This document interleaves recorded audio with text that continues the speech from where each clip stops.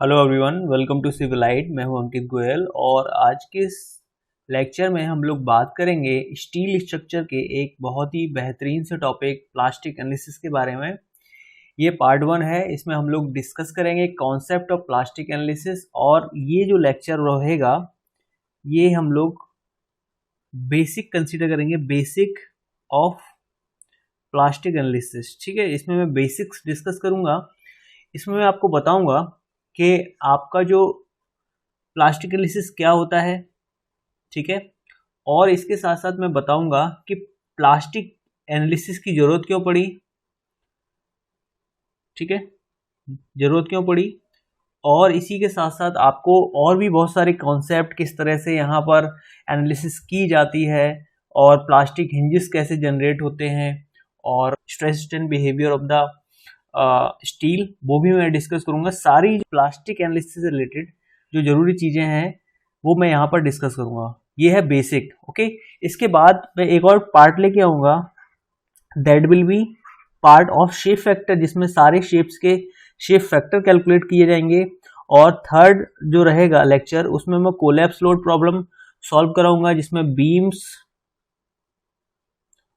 और फ्रेम्स के लिए कोलैप्स लोड कैलकुलेशन की जाएगी। और इसके बाद जो फोर्थ पार्ट रहेगा, इसमें मैं कैलकुलेट कराऊंगा प्लास्टिक हिंज लेंथ। ठीक है, प्लास्टिक हिंज क्या होता है वो कॉन्सेप्ट हम लोग डिटेल में डिस्कस करने वाले हैं। ओके, तो let's focus upon the first part, that is concept of plastic analysis. ये क्या होता है डिटेल में हम लोग डिस्कस करेंगे। इसमें डिजाइन थ्योरीज भी हैं, सारी चीजें हम लोग डिटेल में डिस्कस करने वाले हैं। Okay, so let's begin. Before starting the lecture, I would like to tell you there is a channel on the Telegram that you can join to get all the job notifications of the civil engineering, और आप यहाँ पर civil engineering content भी प्राप्त कर सकते हो, that you can enjoy, और इसको ज्वाइन कर लीजिए। Okay, so let's start the session. So come to the introduction part. Introduction part में मैं आपको बताऊंगा स्टील के बारे में। ठीक है, एक्चुअली जो प्रॉपर्टीज फिजिकल और मैकेनिकल प्रॉपर्टीज हैं वो मैं आपको स्टील स्ट्रक्चर में बताऊंगा। यहाँ पर मैं बात करूंगा जो प्लास्टिक एनालिसिस से रिलेटेड जो स्टील की चीजें हैं वो यहाँ पर डिस्कस करूंगा। ओके, सो स्टील के पास एक यूनिक प्रॉपर्टी होती है, that is ductility. Okay, that is ductility. Ductility क्या होता है, जब हम किसी भी इलास्टिक मटेरियल के ऊपर कोई लोड अप्लाई करते हैं, ठीक है, जैसे हमने यहाँ पर टेंसाइल लोड अप्लाई किया हुआ है, इस कोई एक सेगमेंट है स्टील सेगमेंट, इसके ऊपर अप्लाई कर रहे हैं, तो यहाँ पर इसका होगा एलोंगेशन। इसमें क्या होगा, एलोंगेशन। यस और नो, इसमें होगा एलोंगेशन। तो इस एलोंगेशन की वजह से आप कह सकते हो कि ये जो बॉडी है ये क्या कर गई है, डिफॉर्म कर गई है। ओके, यही डिफॉर्मेशन कितना ज्यादा, ये जो सेगमेंट है स्टील सेगमेंट, जैसे इसका क्रॉस सेक्शन हम सपोज दैट लेके चल रहे थे, सर्कुलर कोई बॉडी है, इसका कोई क्रॉस सेक्शन ये है, तो इसमें कितना एलोंगेशन आता है थ्रू आउट द लेंथ, वो हम लोग कहेंगे क्या, deformation into the length. Okay, तो जितना एलोंगेशन ज्यादा होगा तो वो रिप्रेजेंट करेगा उसकी डक्टिलिटी को। डक्टिलिटी सबसे ज्यादा कब होगी, जब वो जितना ज्यादा एलोंगेट कर जाएगा। ओके, तो ये प्रॉपर्टी हमारे लिए बहुत अच्छी प्रॉपर्टी है, this is the beneficial property, इसलिए हम लोग स्टील को हम लोग कंस्ट्रक्शन में यूज कर रहे हैं, चाहे वो आरसीसी हो, चाहे वो सिंपली स्टील स्ट्रक्चर हो, इसलिए हम लोग इसको यूज कर रहे हैं क्योंकि इसके अंदर प्रॉपर्टी होती है डक्टिलिटी की। ओके, अब यहाँ पर बात हो रही है कि ये जो डिफॉर्मेशन है ये हमारे लिए बेनिफिशियल क्यों है। बेनिफिशियल इसलिए भाई कि यहाँ पर अगर आप कोई जैसे बीम लेके चलो आप कंसीडर कर लो कोई बीम है, अब बीम के ऊपर आप कोई लोड अप्लाई करते हो, तो लोड अप्लाई करने के बाद यहां पर आप देखते हो कि इस बीम में लोड अप्लाई करने के बाद कोई क्या आएगा, डिफ्लेक्शन आएगा। ठीक है, ये डिफ्लेक्शन हमारे लिए क्या है, बेनिफिशियल है, क्योंकि it is giving prior notice before failure. Yes और नो, और नोटिस ये जो हमें मिलता है ये हमें एक इंडिकेशन देता है कि ये बॉडी फेल करने वाली है। और यही इंडिकेशन हमारे लिए क्या है, इंपॉर्टेंट है। क्यों इंपॉर्टेंट है? Because we want some indication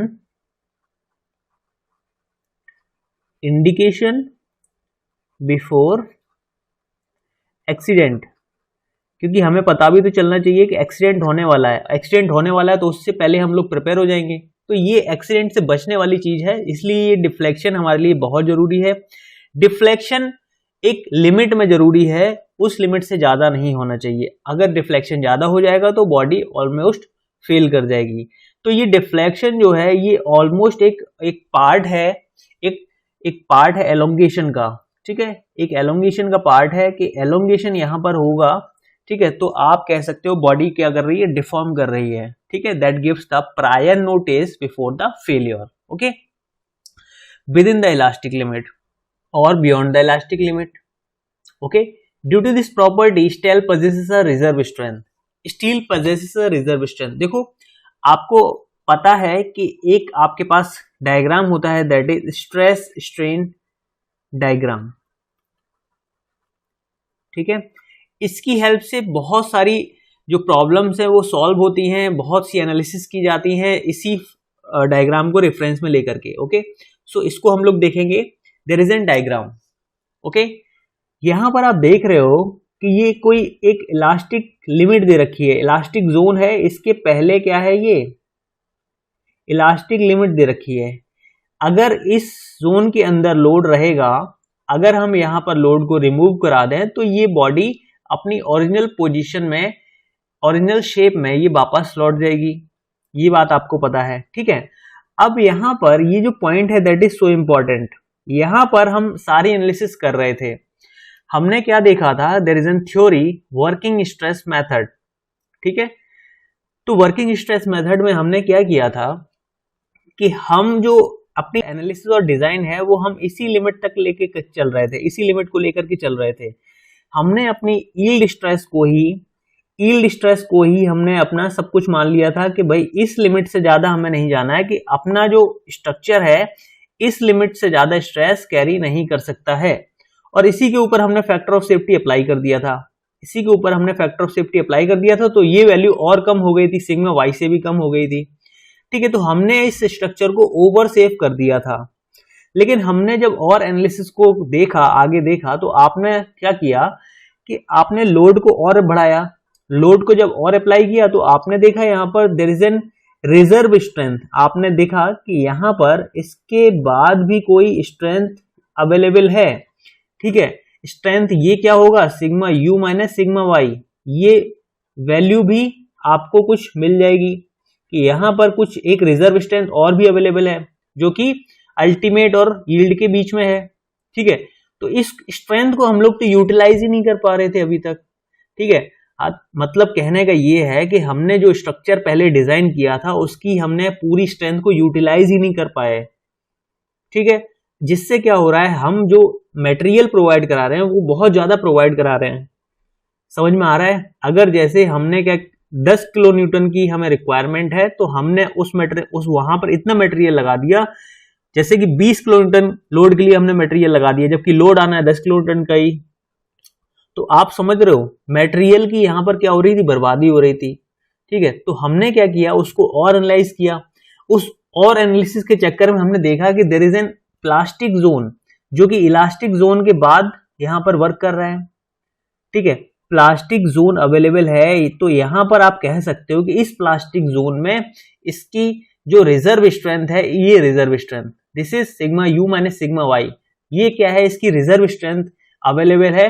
इसकी हमें और एनालिसिस करनी चाहिए, यस और नो, इसकी हमें और एनालिसिस करनी चाहिए। और हम देख रहे हैं कि यहां पर जो स्ट्रेंथ की वैल्यू है केवल कितनी पहुंच पाई है, ये जो पॉइंट था इसकी जो वैल्यू है कितनी पहुंच पाई है, केवल और केवल 0.2% पहुंच पाई है। और अगर हम लोड अप्लाई करते जा रहे हैं और एक लिमिट आने पर जो हमारा जो स्ट्रक्चर है वो फेल कर रहा है, तो हमें देखने को मिल रहा है कि यहां पर एलोंगेशन टोटल कितना पाया गया, 20 to 30%। तो ये हमारे लिए अच्छा है ना कि हम और भी ज्यादा इसकी स्ट्रेंथ को यूज कर सकते हैं, जो कि हमने अभी तक नहीं की है। तो ये जो चीज है, ये जो रिजर्व स्ट्रेंथ का एनालिसिस है, यही हम लोग करने वाले हैं इस प्लास्टिक एनालिसिस में। क्या कह रहा है यहाँ पर, due to this property steel possesses a reserve strength, क्योंकि यहाँ पर डक्टिलिटी प्रेजेंट है ना भाई, डक्टिलिटी की वजह से यहाँ पर एलोंगेशन हो रहा है। अगर आप यहाँ पर कोई कंक्रीट का यहाँ पर एनालिसिस करते हैं तो आपको देखने को मिलता है कि यहाँ पर ये फिगर यहीं पर फेल कर जा रहा है, फ्रैक्चर यहीं पर आ जा रहा है, ठीक है ना। ये आपका स्ट्रेस, ये है स्ट्रेंथ, ये किसके लिए, कंक्रीट के लिए है, ठीक है। तो यहीं पर फ्रैक्चर आ जा रहा है, जो कि हमारे लिए क्या है, नॉट रिक्वायर्ड है। देखो यहाँ पर क्या है, ये जो स्ट्रेंथ का वैल्यू बहुत कम है, ठीक है। स्ट्रेस भी आपको कोई ज्यादा खास देखने को मिल नहीं रहा है, तो आपके लिए ये कंक्रीट जो है दैट इज ब्रिटल मटेरियल। और इसमें तो आपने कुछ देख ही नहीं पाया कि आपकी जो स्ट्रेस या स्ट्रेन है, इसके अंदर कोई रिजर्व स्ट्रेंथ भी है, नहीं है ना, क्योंकि ये ऑलरेडी इनिशियल कंडीशन में ये फ्रैक्चर यहाँ पर हो जा रहा है। यहाँ पर आपको देखने को मिल रहा है एक खूबसूरत सा कर्व, यहाँ पर अप्स एंड डाउन्स देखने को मिल रहे हैं। इसमें आपने देखा कि ये जो डायग्राम है ये इलास्टिक और प्लास्टिक जोन में बटा हुआ है। यहाँ पर जब आप इलास्टिक जोन में जब आप लोड लगाओगे तो ये अपनी लोडिंग को रिमूव करने के बाद अपनी ओरिजिनल शेप को, ओरिजिनल डायमेंशंस को गेन कर लेगा, ओके। और प्लास्टिक जोन में जब ये जाओगे तो आप कह सकते हो कि जब आप लोड को रिमूव करोगे तो ये अपनी ओरिजिनल शेप में वापस नहीं आएगा, there will be some deformation, जो कि आप कह सकते हो there will be some permanent strain, okay, permanent strain, क्योंकि स्ट्रेन की वैल्यू यहाँ पर क्या हो रही है, इंक्रीज हो रही है, ठीक है। तो ये आपको यहाँ पर ओवरऑल एक आपको अंदाजा मिल गया है कि हम कुछ ऐसा करने वाले हैं जो कि यील्ड स्ट्रेस के बियॉन्ड हम जाकर के उसकी रिजर्व स्ट्रेंथ को एनालाइज करने वाले हैं, ठीक है ना। तो यहाँ पर steel possesses reserve strength beyond yield, यहाँ पर ये जो यील्ड स्ट्रेस है इसके बाद हम लोग जो इसकी रिजर्व स्ट्रेंथ है इसको हम लोग एनालाइज करने वाले हैं। Evident from the stress strain curve of mild steel which engineers have tried to utilise in the plastic method of design. Actually इसी रिजर्व स्ट्रेंथ को हम लोग यूटिलाइज करने की कोशिश कर रहे हैं प्लास्टिक एनालिसिस में। तो आपको यहाँ पर एक ओवरऑल ओवरव्यू मिल गया होगा जिसकी हेल्प से आप कुछ थोड़ा बहुत मतलब 1-2% समझ गए होंगे कि प्लास्टिक एनालिसिस में कुछ ऐसा हो रहा है जो कि इलास्टिक थ्योरी में WSM में नहीं हुआ था।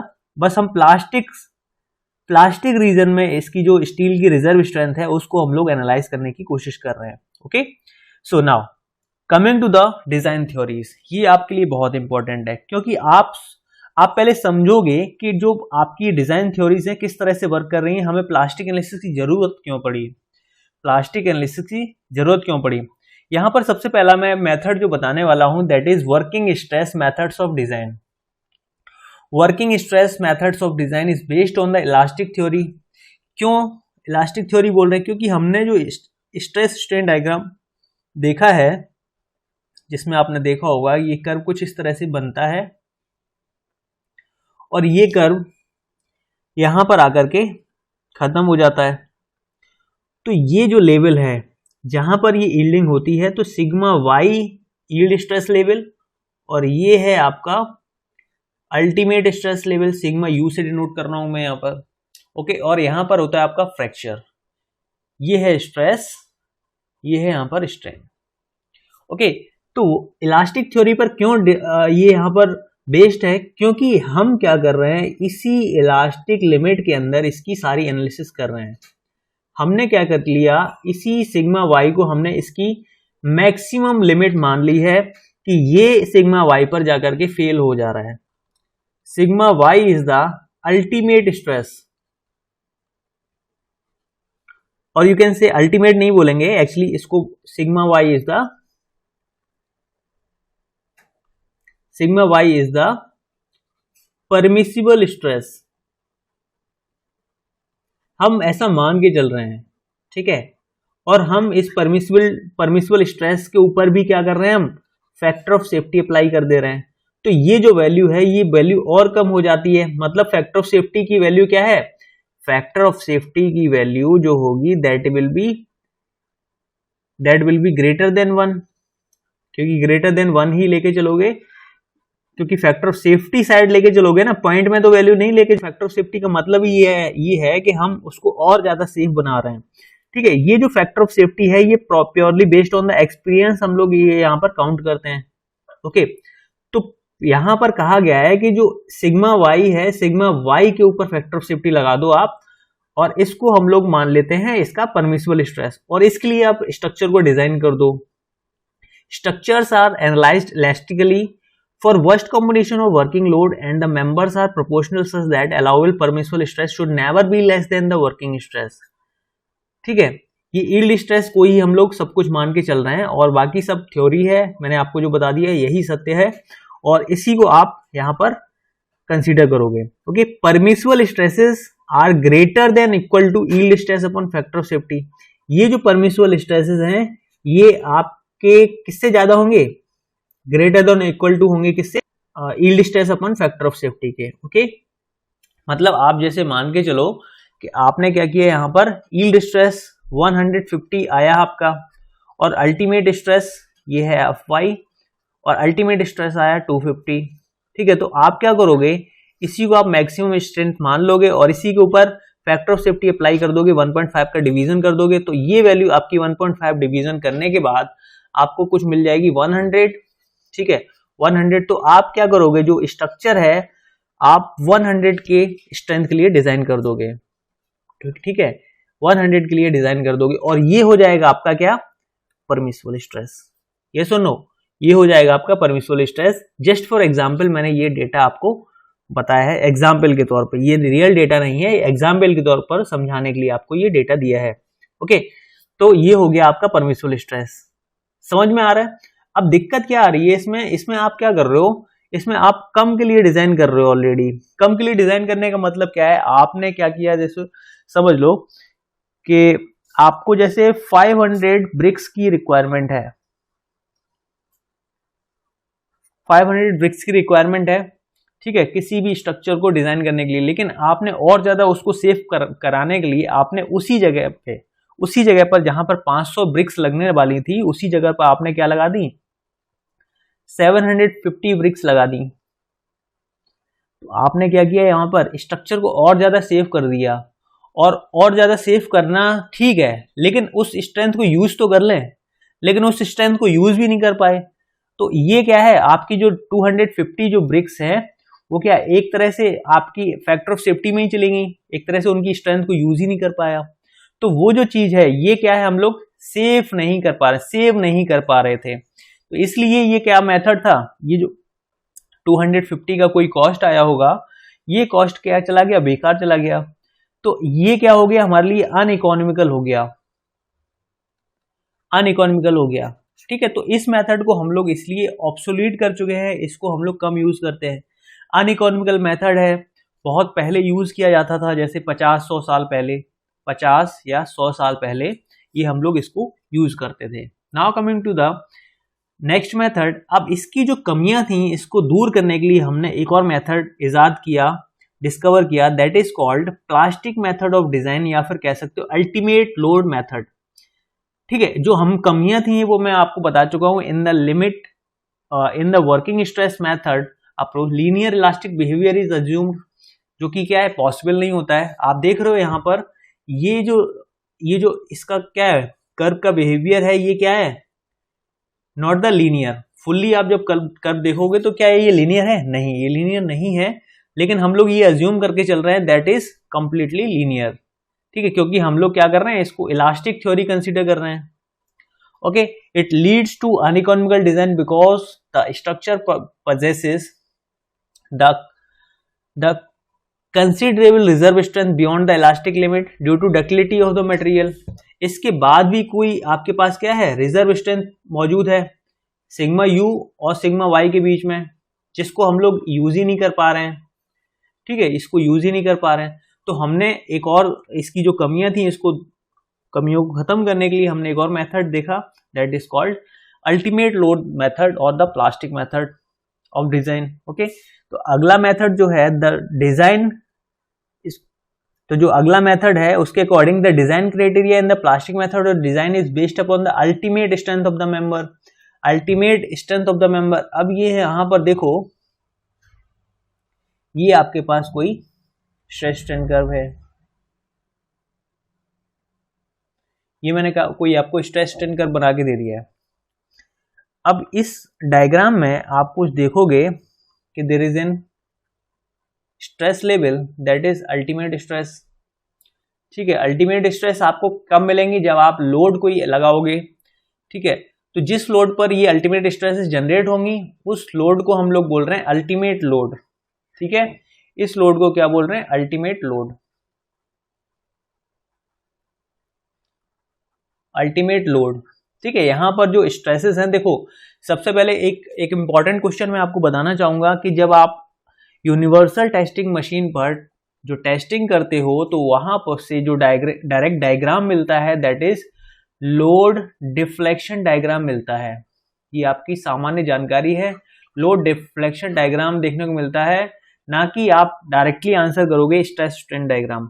स्ट्रेस स्ट्रेन डायग्राम आपको इसी लोड के ऊपर आप जब एरिया का डिवीजन करोगे और जब आप इसी डिफ्लेक्शन के ऊपर, डिफ्लेक्शन ये जो एलोंगेशन है डिफ्लेक्शन को इंडिकेट कर रहा है, इसी में आप लेंथ का आप डिवीजन करोगे तो आपको यहां से मिल जाएगा स्ट्रेस और यहां से मिल जाएगा आपको स्ट्रेन, ठीक है। ये बात आपको समझ में आ गई है।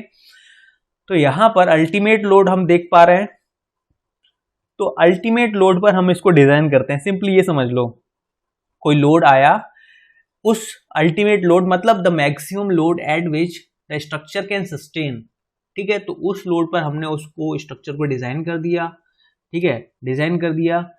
तो इसी लोड के अंदर हम लोग क्या करेंगे, फैक्टर ऑफ सेफ्टी अप्लाई कर देंगे। इस फैक्टर ऑफ सेफ्टी को बोलते हैं हम लोड फैक्टर, ठीक है। इसी फैक्टर ऑफ सेफ्टी को क्या बोल देते हैं, लोड फैक्टर बोल देते हैं, ठीक है, लोड फैक्टर बोल देते हैं। अब यहां पर जैसे मान लो कि आपका कोई बीम है, इस बीम के ऊपर, ये कोई बीम है, इस बीम के ऊपर आप कोई लोड लगा रहे हो, जैसे 100 किलोन्यूटन लोड आपने लगाया है, ठीक है।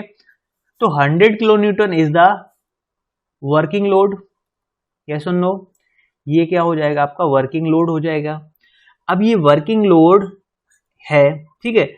अब ये वर्किंग लोड है, इसी के अंदर आप फैक्टर ऑफ सेफ्टी अप्लाई कर दो, मतलब ये factor of safety is nothing but the load factor. मतलब देखो लोड के साथ मल्टीप्लाई करोगे तो इसको हम लोग लोड फैक्टर बोल दे रहे हैं, तो दोनों चीजें एक ही हैं, ठीक है। बस लोड के साथ मल्टीप्लाई करोगे तो इसको लोड फैक्टर बोलोगे, ओके।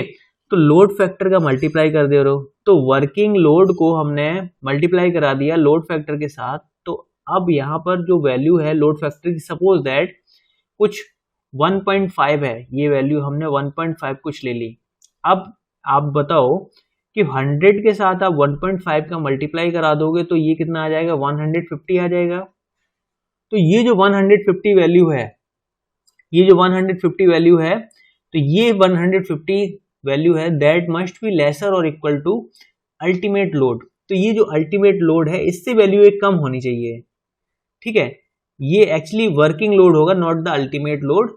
वर्किंग लोड के साथ फैक्टर ऑफ सेफ्टी जो भी है आपका लोड फैक्टर, उसको मल्टीप्लाई करा दोगे तो ये जो आपका वर्किंग लोड है, after multiplying with the factor of safety और the load factor, that value must be lesser और equal to the ultimate load.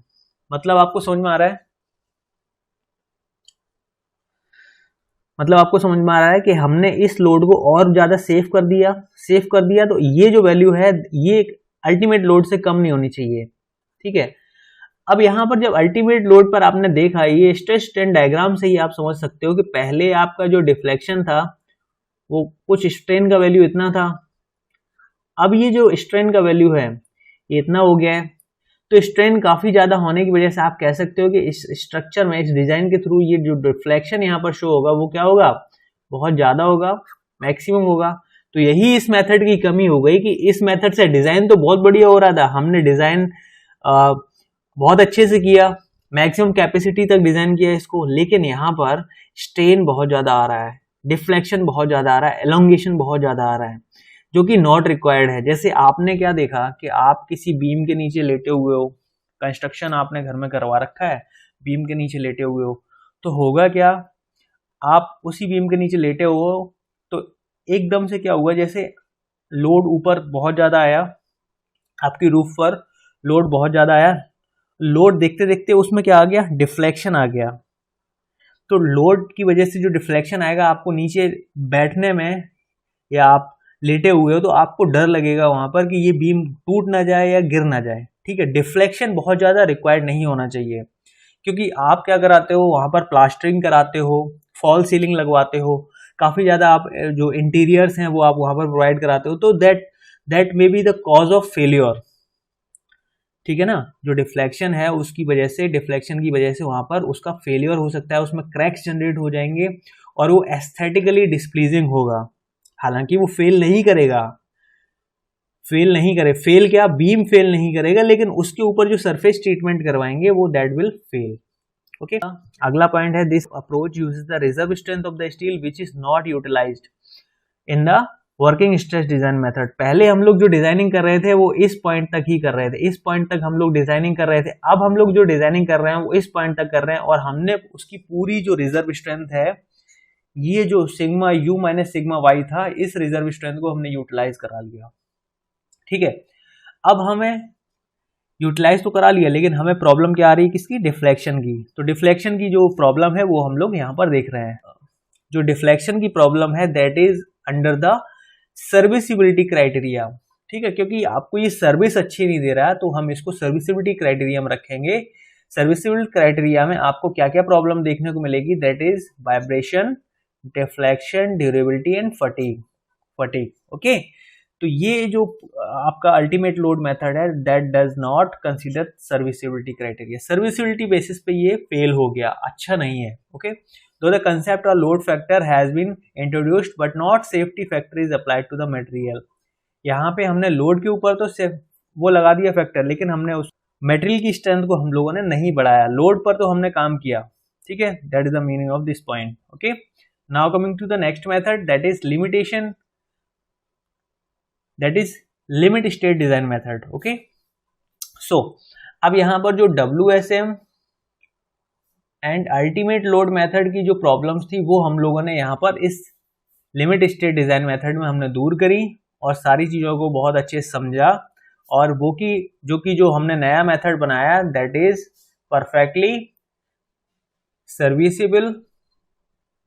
Serviceable भी है, और इसी के साथ आप कह सकते हो कि ये इकोनॉमिकल भी है, इकोनॉमिकल भी होगा, ठीक है। तो यहाँ पर पढ़ रहे हैं, to avoid all the deficiency of WSM of design and ultimate load method of design, limit state method was introduce. In this method we work on the partial safety factor. यहाँ पर हमने पार्शियल सेफ्टी फैक्टर का यहाँ पर introduction करवाया, partial safety factor का, ठीक है, of the loading and the material strength based upon the acceptable probability of the failure, ठीक है।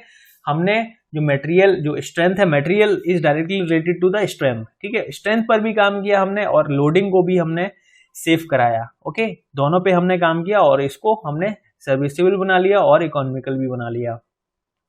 This is based upon the reliability analysis and the partial safety factor takes into account possible over and under strength. Partial safety factor हमने यहाँ पर use किया हुआ है। तो आपको कुछ अंदाजा लगा होगा यहाँ पर जो अल्टीमेट लोड मेथड है उससे, जिसमें हम लोगों ने क्या किया था, जो इलास्टिक थ्योरी में हमने देखा था कि इलास्टिक थ्योरी मतलब WSM की थ्योरी, इसी थ्योरी में हमने देखा था कि इलास्टिक लिमिट तक जो इसकी स्ट्रेंथ थी सिग्मा वाई, इसके बाद भी कोई रिजर्व स्ट्रेंथ है that goes to ultimate stress. तो सिग्मा वाई और सिग्मा यू के बीच में भी कोई रिजर्व स्ट्रेंथ है, उसको हमें यूज करना है, जो कि हमने इस मेथड में यूज किया, ठीक है। यही हम लोग आगे देखने वाले हैं, ठीक है। तो इसका जो कंसेप्ट है आपको थोड़ा सा आइडिया हो गया होगा, प्लास्टिक एनालिसिस का मीनिंग क्या है एक्चुअली, ठीक है, इन डिजाइन थ्योरीज की हेल्प से। अब हम लोग आगे बढ़ रहे हैं एक स्ट्रेस स्ट्रेन कर्व की ओर, जो कि मैं आपको एक ओवरव्यू के हिसाब से मैं आपको एक्सप्लेन करूंगा। Stress strain curve for the mild steel, इससे आपको एक कर्व पे पहुंचना है, एक कर्व तक रीच करना है, जिससे कि आपको ये जो stress strain curve for the mild steel है समझना होगा, और हम लोग इस कर्व की हेल्प से उस कंसेप्ट को समझेंगे। Okay, so first there is an specimen, steel specimen है, कोई स्टील स्पेसिमेन है, और हमें यहाँ पर कैलकुलेट करना है कि इस पर्टिकुलर स्पेसिमेन के अंदर फेलियर कब आएगा, किस लोड पर फेलियर आएगा, यहाँ पर ये कैलकुलेट करना है। और हमें इस जो स्पेसिमेन में कितना एलोंगेशन देखने को मिलता है, ये सारी चीजें हमें कैलकुलेट करनी है यहाँ पर। ओके, तो ये जो टेस्ट है ये आप कंडक्ट करते हो यूनिवर्सल टेस्टिंग मशीन के ऊपर, और यहाँ पर अप्लाई कर रहे हो आप टेंसाइल लोड। टेंसाइल लोड, अब आप क्या करते हो, इस टेंसाइल लोड को ग्रेजुअली इंक्रीज करते हो तो आपको कुछ इसके अंदर डिफॉर्मेशन देखने को मिलती है। तो ये जैसे जैसे आप लोड इंक्रीज कराते जाते हो, यहाँ पर एक कर्व ड्रॉ होता जाता है, that curve is known as load deflection curve. After dividing with the cross sectional area, that P upon A becomes stress, और इसको लेंथ से आप डिवाइड कर दोगे तो ये जो आपका load upon delta upon L है, ये स्ट्रेन हो जाएगा। तो आपसे ये क्वेश्चन पूछा जाता है कि जब आप यूनिवर्सल टेस्टिंग मशीन पर टेस्टिंग करते हो तो आपको जो रिजल्टेंट कर्व मिलता है दैट इज व्हाट। तो options are stress strain curve, ठीक है, strain stress curve, load deflection curve, movement और रोटेशन कर्व। तो आप आंसर करोगे क्या, लोड और डिफ्लेक्शन कर्व। ठीक है, बस आपको क्या करना होता है, फाइनली A से डिवाइड कर दोगे तो स्ट्रेस बन जाएगा, L से डिवाइड कर दोगे तो स्ट्रेन बन जाएगा।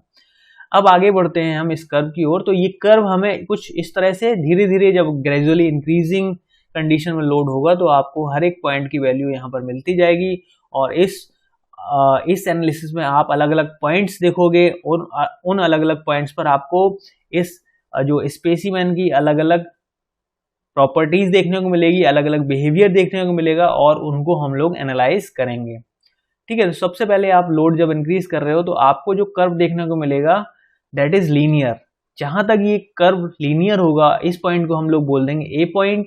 ठीक है, ए पॉइंट बोल देंगे, और इस ए पॉइंट के बाद आपको देखने को मिलेगा देयर इज एन कर्वेचर। यहाँ पर लीनियर के बाद जहां पर कर्वेचर होता है, यहाँ पर आपको एक पॉइंट देखने को मिलेगा दैट इज बी। ये पॉइंट की एक खास बात है कि ये पॉइंट कहलाता है आपका elastic limit point. Elastic limit, ये आपकी कहलाती है इलास्टिक लिमिट। ठीक है, इलास्टिक लिमिट क्यों कहोगे कि अगर हम इस पॉइंट पर लोड आने के बाद, किस पर लोड आने के बाद, स्पेसिमेन के लोड आने के बाद अगर हम लोड को हटा देते हैं तो ये स्पेसिमेन अपनी ओरिजिनल कंडीशन में वापस चला जाएगा।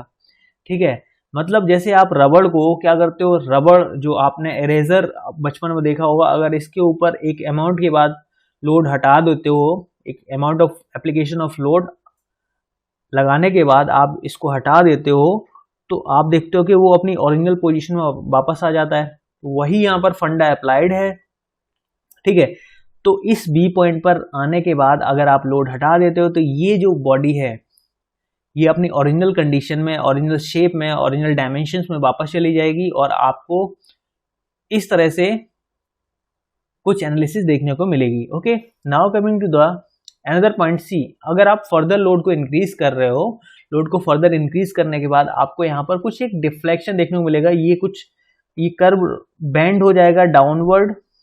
ठीक है, डाउनवर्ड होने के बाद आपको यहाँ पर कुछ इस तरह का बिहेवियर देखने को मिलेगा। ठीक है, तो आप इसमें दोनों पॉइंट बहुत ज्यादा पास पास में होते हैं। पास पास में होने की वजह से इसमें बहुत ज्यादा जो डिस्टेंस है बहुत कम होता है। कम होने की वजह से मैं यहाँ पर दोनों पॉइंट्स को सी और सी डैश के नाम से यहाँ पर इसको इंडिकेट कर रहा हूँ। सी और सी डैश क्या है, C is the upper yield point, C dash is the lower yield point. यहाँ पर क्या होती है, सी पॉइंट से यील्डिंग स्टार्ट होती है। Yielding is the there is an no change into the stress but there is an change into the strain. ठीक है, यील्डिंग का मतलब होता है फ्लक्चुएशन। यहाँ पर फ्लक्चुएशन देखने को मिलते हैं, और जो फ्लक्चुएशन इंडिकेट कर रहे हैं कि स्ट्रेन यहाँ पर केवल बढ़ रहा है, स्ट्रेस यहाँ पर चेंज नहीं हो रहा है। ओके, तो सी से सी डैश में आपने यहाँ पर देखा कि अपर और लोअर यील्ड पॉइंट बन रहे हैं, और ये जो फ्लक्चुएशन है ये डी पॉइंट तक आपको देखने को मिलता है। डी पॉइंट तक देखने को मिलता है। तो ये जो सी से लेकर के डी तक का जो जोन है इसको हम लोग बोल देते हैं यील्ड जोन। यील्ड जोन, ठीक है। तो इस यील्ड लेवल पर जो स्ट्रेसेस आपको देखने को मिलती हैं, और ये होते हैं आपके यील्ड स्ट्रेसेस। यहीं पर क्या हुआ था, ये जो एलोंगेशन देखने को मिला था, इसी को हम लोगों ने जब वर्किंग स्ट्रेस मेथड पढ़ा था तो इसी को हम लोगों ने मान लिया था कि यहाँ पर बॉडी क्या हो रही है, फेल हो जा रही है।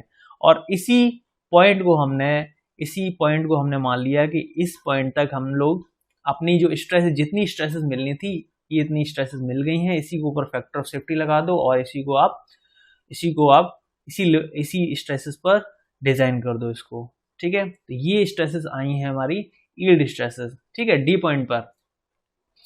अब यहां पर देखो सी से लेकर के डी का जो बिहेवियर है ये क्रिस्टलीन स्ट्रक्चर में चेंजेस की वजह से, जो क्रिस्टलीन स्ट्रक्चर है इसमें आपका स्प्लिटिंग होती है of the carbon and iron particles, और आयरन और कार्बन पार्टिकल्स की स्प्लिटिंग होती है एक दूसरे से।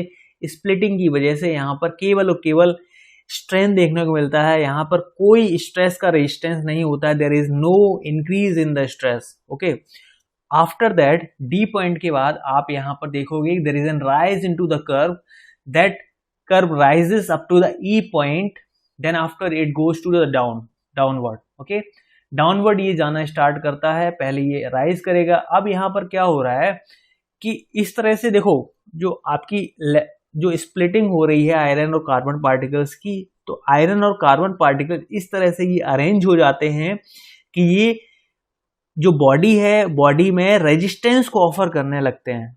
आप समझ रहे हो कि ये पार्टिकल्स कुछ इस तरह से अरेंज हो जा रहे हैं कि ये क्या करेंगे, फिर ये क्या करेंगे, रेजिस्टेंस ऑफर करना स्टार्ट कर देंगे, ये लोड लेना स्टार्ट कर देंगे, जिसकी वजह से यहाँ पर कुछ कर्व इंक्रीमेंट देखने को मिलता है। That zone is called as strain hardening zone, क्योंकि यहाँ पर बॉडी इस तरह से ट्रीट होती है कि यहाँ पर इसके अंदर स्ट्रेंथ आ गई है, ये बॉडी हार्ड हो गई है। ठीक है, इस तरह से ये देखने को मिलता है। Okay, now coming to the E point. E point ये होता है आपका ultimate stress point. E point जो है that is ultimate stress point. इस पॉइंट से ज़्यादा आपका कर्व राइज नहीं करेगा। इसी लेवल पर आपने मान लिया है कि यहाँ पर जो स्ट्रेसेस हैं वो अपने पीक लेवल पर हैं, और हमने इसको बोल दिया अल्टीमेट स्ट्रेस लेवल। ठीक है, अल्टीमेट स्ट्रेस लेवल, या फिर इसी पॉइंट को कहोगे आप ultimate stress point, ultimate stress point. Right, अब यहां पर कर्व को आप देख रहे हो कि ये डाउनवर्ड जा रहा है। यहां पर क्या हो रहा है, कंटिन्यूअसली जो आपके आयरन और कार्बन पार्टिकल्स हैं एक दूसरे से स्प्लिटिंग हो रही है, क्योंकि हम ग्रेजुअली लोड को इंक्रीज कर रहे हैं। ये केवल और केवल जो आयरन और कार्बन पार्टिकल्स का अरेंजमेंट है, जिस तरह से अरेंजमेंट देखने को मिल रहा है और उस तरह से स्ट्रेंथ इसकी आ रही है। ओके, अब यहाँ पर अरेंजमेंट कुछ इस तरह से हो जाता है कि ये अपना जो इनके अंदर जो पैकिंग है आयरन और कार्बन की, ये लूज होने स्टार्ट हो जाती है, जिसकी वजह से आपको डाउनवर्ड कर्व देखने को मिलता है, और आप धीरे धीरे जा रहे हो फ्रैक्चर की ओर। और ये जो जोन है फ्रैक्चर और अल्टीमेट स्ट्रेस पॉइंट के बीच में, ये आपका जोन कहलाता है strain softening zone. Strain softening zone E से लेकर के एफ में आपको क्या देखने को मिलता है कि आपका जो स्पेसिमेन है कुछ इस तरह से आपका ये स्पेसिमेन शेप में कन्वर्ट हो गया है। ये कुछ नेक है, जो नेक आपको देखने को मिलती है। नेक कुछ इस तरह से देखने को मिलती है, क्योंकि यहाँ पर एक नेक क्रिएट हो जाती है, इसलिए इसको नेकिंग जोन के नाम से भी जाना जाता है। नेकिंग जोन, क्योंकि यहाँ पर एक नेक क्रिएट हो जाती है। ओके, अदरवाइज इसको क्या बोलोगे, स्ट्रेन सॉफ्टनिंग जोन। अच्छा, ये जो पॉइंट्स मैं आपको जोन वाइज बता रहा हूँ ये सारे के सारे इंपॉर्टेंट हैं और आपके एग्जामिनेशन में पूछे गए हैं, तो please mind it very carefully. Okay, after reaching the F point, यहाँ पर कुछ आपको देखने को मिलता है कि ये जो नेक है ये यहीं से स्ट्रक्चर क्या होना स्टार्ट कर देता है, ब्रेक होना स्टार्ट कर देता है। और ब्रेक होने के बाद ये जो स्पेसिमेन है कुछ इस तरह से दो पार्ट में ब्रेक कर जाता है। दो पार्ट्स में ब्रेक कर जाता है। एक इसमें पार्ट होता है कप, एक होता है कोन, जिसको हम लोग बोलते हैं cup and cone fracture. Cup and cone fracture, ठीक है, कप एंड कोन फ्रैक्चर। तो आपको एक ओवरव्यू यहाँ पर मिल गया है जो कि आपको स्ट्रेस स्ट्रेन कर्व में देखने को मिलता है। अब सबसे इम्पॉर्टेंट चीज़ मैं इस कर्व के लिए बताना चाहूँगा कि ये जो पॉइंट्स लिखे हुए हैं ये काफ़ी इम्पॉर्टेंट हैं। ये इंजीनियरिंग सर्विसेज में engineering services point of view से ये काफ़ी इंपॉर्टेंट है कि आपका इलास्टिक लिमिट पर जो स्ट्रेन है, स्ट्रेस स्ट्रेन कर्व में फॉर द माइल्ड स्टील में ये कितना होता है, that is 0.12%, that is 0.12%, that is 0.12%। Okay okay, अब इसके बाद आपको मिलता है यील्डिंग जोन। यील्डिंग जोन में आपका यहाँ पर ये पॉइंट जो आपको लाइन देखने को मिल रही है ये 1.2 to 1.8% हो जाता है, that is increased by the 10 times, 1.2 to 1.8%, 10 times फिर से इंक्रीज कर दिया तो आपको मिल गया यहाँ पर अल्टीमेट स्ट्रेस पॉइंट। ठीक है, और यहाँ पर फिर से आपने इंक्रीज कर दिया 2 टाइम्स। ठीक है, तो आपको मिल गया यहाँ पर 20 to 30%। ओके, तो जिस लेवल पर आपने इलास्टिक लिमिट को रखा था इसको हमने बोल दिया था इलास्टिक जोन, और इलास्टिक जोन के बाद ये जो बॉडी चली जाती है प्लास्टिक रीजन के अंदर, क्योंकि यहाँ पर लोड जब अब लोड इतना ज़्यादा बढ़ा देते हो कि ये अपनी ओरिजिनल शेप में, लोड हटाने के बाद ओरिजिनल शेप में वापस नहीं आ जाता है, तो that is called plastic deformation, और you can say that body comes into the plastic zone. तो ये आपको यहाँ पर देखने को मिल रहा है प्लास्टिक जोन। तो हमारे लिए जो इम्पोर्टेंट चीज है वो ये है कि आप केवल 2 चीजें पकड़ लो, इलास्टिक जोन क्या है और प्लास्टिक जोन क्या है, बाकी चीजें भूल जाओ स्टील स्ट्रक्चर में खास तौर पे। बाकी चीजें आप याद रखो for the other exam point of view, other subject point of view, but यहाँ पर जो प्लास्टिक एनालिसिस में जो सबसे ज्यादा चीजें यूज होने वाली हैं दैट इज इलास्टिक और प्लास्टिक जोन। अब यहाँ पर एक चीज मैं यहाँ पर थोड़ा सा मैं मिस कर रहा हूं, दैट इज जहां पर ये जो आपको डॉटेड लाइन देखने को मिल रही है ये क्या होता है, जब आप स्पेसिमेन को जब यूटीएम में पुट करते हो, इंसर्ट करते हो, तो ये इसके अंदर जॉज होते हैं कुछ, ये जॉज इसको कैप्चर करते हैं। जहां से ये जॉज इसको कैप्चर करेंगे, इस कैप्चर डिस्टेंस यहाँ पर मिलेगी, तो ये कैप्चर डिस्टेंस आपकी कहलाती है दैट इज गेज लेंथ। ठीक है, इस गेज लेंथ से रिलेटेड कई सारे क्वेश्चंस बने हैं जो कि मैं आपको बताना चाहूंगा। गेज लेंथ होती है ये equal to 5.65 under root of original area. Original area का मतलब यहाँ पर ये है कि जब आप टेस्टिंग करने वाले हो तब आप इस स्पेसिमेन का एक एरिया कैलकुलेट करोगे, that is called original area. इसके अंदर हालांकि एक ट्रू एरिया भी होता है, जैसे जैसे लोड आप इंक्रीज करते जाओगे तो इसमें एक डायमेट्रिक डिफॉर्मेशन आता है, मतलब धीरे धीरे जब आप लोड इंक्रीज करते जाओगे तो इसका जो क्रॉस सेक्शन है, क्रॉस सेक्शन एरिया जो है वो रिड्यूस होता जाएगा, क्योंकि यहाँ पर आपको क्या देखने को मिल रही है, नेकिंग देखने को मिल रही है। तो ये जो गैप है ये कैसे बनेगा, ये क्या होगा, धीरे धीरे क्या ये जो क्रॉस सेक्शन है ये कम होना स्टार्ट कर जाएगा, तो आपको यहाँ पर ट्रू एरिया देखने को मिलेगा। बट यहाँ पर हमें ट्रू एरिया से डील नहीं करना है, हमें डील करना है ओरिजिनल एरिया से। तो आप ये फॉर्मूला याद रखेंगे कि गेज लेंथ इक्वल्स टू, इसको एल नॉट से नोट करेंगे, L naught equals to 5.65 under root of A naught. Clear, बहुत ज्यादा डिस्कशन हो गया है इस कर्व पर, आगे हम लोग इसके बाद बात करते हैं कि प्लास्टिक एनालिसिस में किस कर्व को यूज करने वाले हैं। That curve is idealised elasto plastic curve. देखो यहाँ पर आफ्टर फेलियर आपको कुछ इस तरह का शेप देखने को मिलेगा, ये आपका ओरिजिनल स्पेसिमेन है, specimen, this is your original specimen. यहाँ पर कुछ इस तरह का सेटअप देखने को मिलता है, ये आपके पास कुछ कैप्चर्ड लेंथ मिलती है, that captured length is L not, जिसको हम लोग बोलते हैं गेज लेंथ। जैसे यहां से ये क्या कर रहा है, यहां से ये इसको कैप्चर कर रहा है, यहां से ये इसको कैप्चर कर रहा है, ठीक है, तो ये जो डिस्टेंस होगी ये क्या कहलाएगी, गेज लेंथ कहलाएगी। ठीक है, ठीक बात है, इतनी बात समझ में आ गई होगी आई होप। अदरवाइज यहाँ से कुछ यहाँ पर थ्रेडेड भी पोर्शन होता है जिसको आप कैप्चर करते हैं, उसको रोटेट करा करके इसको फिक्स करते हो। तो there are different type of instruments, but यहाँ पर आपको जहां से कैप्चर किया जाएगा वो डिस्टेंस कंसीडर करनी है। ओके, सो जो हमें डायग्राम डील करना है, डायग्राम से डील करना है, that is idealised elastoplastic curve, इससे डील करेंगे। हमें केवल दो रीजन चाहिए थे, दैट इज इलास्टिक रीजन और प्लास्टिक रीजन। अब यहाँ पर दोनों में डिफरेंस समझो। हमने क्या किया, ये हमारे पास कुछ ओरिजिनल डायग्राम ये देखने को मिलेगा। ओके, आप देख रहे हो कि यहाँ पर कुछ कर्व जो है कुछ इस तरह से जाकर के कुछ इस तरह से जा रहा है, कुछ इस तरह से जा रहा है। लेकिन हम यहाँ पर क्या कर रहे हैं, यहाँ पर हम कोई सीधा सीधा लाइन लेके चल रहे हैं। तो यहाँ पर जो कर्वेचर है, ये कर्वेचर की वजह से एनालिसिस बहुत ज्यादा कॉम्प्लिकेटेड हो गई है। अगर हम प्लास्टिक एनालिसिस में ये कर्व कंसीडर करेंगे तो प्लास्टिक एनालिसिस हम कर ही नहीं पाएंगे। So there is an ideal condition that कि यहाँ पर ये जो एरिया है, ये जो पोर्शन है, ये आप क्या कर लो, लीनियर ले लो। ये पोर्शन है, ये क्या कर लो, लीनियर ले लो। अगर हम लीनियर ले भी लेते हैं तो क्या हम ये जो हमारे पास स्ट्रेसेस थे इसको हम लोग और ज्यादा सेफर साइड लेके चल रहे हैं क्या, और ज्यादा सेफ कर लेंगे।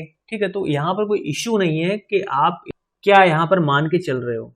ओके, तो देखिए यहाँ पर हम लोग क्या कर रहे हैं, यहाँ पर इस लाइन को लीनियर लेके चल रहे हैं और यहाँ पर केवल दो रीजन यहाँ पर मार्क किए गए हैं, दैट इज इलास्टिक रीजन और प्लास्टिक रीजन।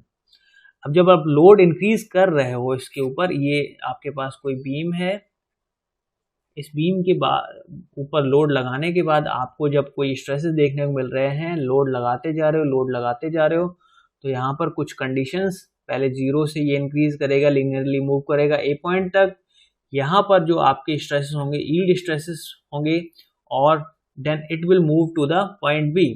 पॉइंट बी ये क्या करेगा, इलास्टिक रीजन मतलब इलास्टिक लिमिट तक जाएगा, इलास्टिक लिमिट के बाद डायरेक्टली रीच कर जाएगा प्लास्टिक रीजन में, जिसमें आप कह सकते हो कि बॉडी अपनी ओरिजिनल शेप में वापस नहीं लौटेगी after removal of the load. ठीक है, तो ये आपका जो कर्व है that is idealised elastoplastic curve. ठीक है, आइडियल ये वर्ड आपको दिख रहा है ना, आइडियल मतलब होता है नॉट रियल। ये क्या है, आपका एक एजम्पशन है कि आपका ये जो कर्व है यहां से लीनियर हो गया है। ठीक है, दैट इज एजम्पशन एक्चुअली। समझ में आ रही है बात? तो यहां से आपको ये कर्व यूज करना है, इसी के ऊपर सारी एनालिसिस हम लोग करेंगे। ठीक है, तो चलिए शुरू करते हैं हम लोग प्लास्टिक एनालिसिस का concept. Okay, so welcome to the plastic analysis. तो सबसे पहला हम लोग बात करेंगे assumption in the plastic analysis. तो पहला एजम्पशन है that is plane section remains plane before and after bending. Plane section remains plane before and after bending. जो इसका सेक्शन है वो हमेशा प्लेन ही रहेगा बिफोर एंड आफ्टर बेंडिंग। कैसे होगा ये, इसमें एक और चीज दे रखी है, valid up to the collapse load के वैल्यू तक। ओके, चलिए यहां पर कोई आपको बीम देखने को मिल रहा है। अब ये बीम के ऊपर लोड लगाने के बाद कोई मूवमेंट कंडीशन क्रिएट हुई है। मूवमेंट कंडीशन क्रिएट होने के बाद कुछ एक आपको डिफ्लेक्टेड शेप देखने को मिल रहा है, जिसकी लाइंस मैंने आपको ब्लैक आउटर लाइंस के थ्रू शो किया है मैंने यहाँ पर।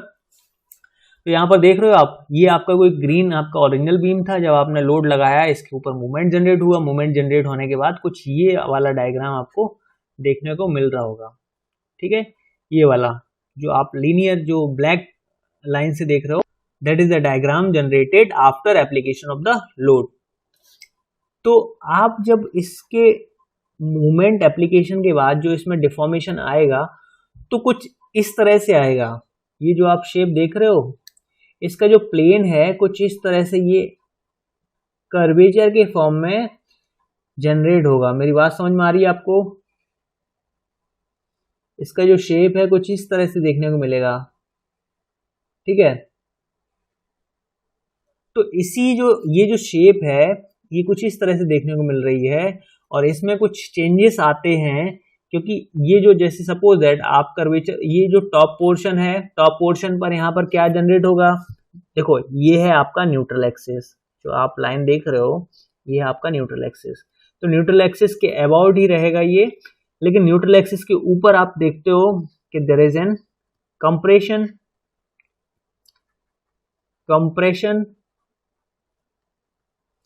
क्योंकि ये जो यहाँ पर मूवमेंट हो रहा है ये इस डायरेक्शन में हो रहा है और यहाँ पर इस बॉडी का मूवमेंट हो रहा है इस डायरेक्शन में हो रहा है। तो ये जो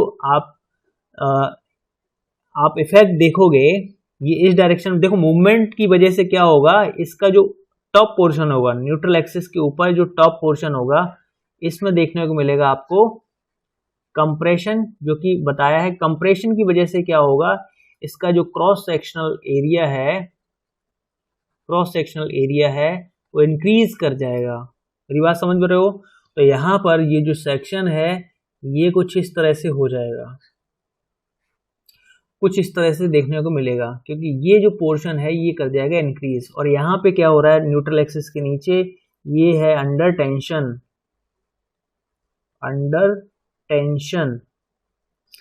टेंशन होने की वजह से ये देखो टेंशन किस तरह शो करोगे, एरो आउटवर्ड देखने को मिलेगा। और यहाँ पर टेंशन होने की वजह से एलोंगेशन हो रहा है, ये जा रहा है आउटवर्ड डायरेक्शन में, ठीक है, और ऊपर जा रहा था इनवर्ड डायरेक्शन में। आउटवर्ड डायरेक्शन जाने के बाद आप क्या देखते हो, टेंशन आने के बाद आप देखते हो कि एलोंगेशन आता है, और एलोंगेशन की वजह से आप कह सकते हो कि इसका जो डायमेंशन है, क्रॉस सेक्शन एरिया है, वो क्या होता है, रिड्यूस होता है। ये सुनो, ये हो जाएगा आपका रिड्यूस, ये जो पोर्शन है ये रिड्यूस हो जाएगा। मेरी बात समझ में आ रही है? ये जो एरिया है ये रिड्यूस हो जाएगा, ठीक है। तो ये जो बात कही गई है, plane section remains plane before and after bending, this is assumption actually. अब यहाँ पर आप देखोगे कि एजम्पशन का मतलब क्या है। यहाँ पर एजम्पशन का मतलब ये है कि ये कर्वेचर ना होकर के ये क्या है, सीधा लीनियर है। ये कर्वेचर ना होकर के ये क्या है, सीधा का सीधा लीनियर है।